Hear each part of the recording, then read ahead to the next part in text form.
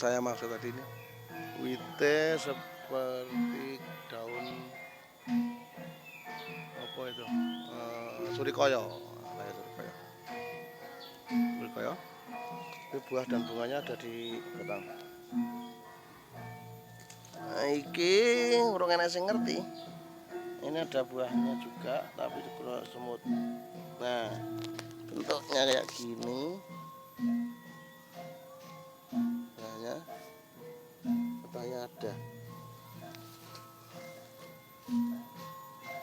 Oke, ini nama ilmiahnya nggak tahu, tapi ketoknya ada yang mengatakan namanya buah anjing Belanda. Ini anjing Belanda karena bentuknya mirip kayak anjing. Bahkan sudah ada buahnya di bawah. Itu.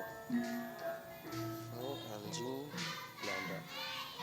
Untuk teman-teman yang mau ngasih nama silakan nanti bisa like dan komen di bawah. Makasih ya.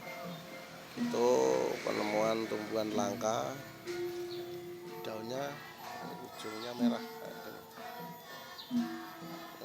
Saya katakan merah muda ya. Buahnya nempel sama bunga. Ini namanya anjing Belanda. Itu gimana menurut Anda? Itu komentarnya.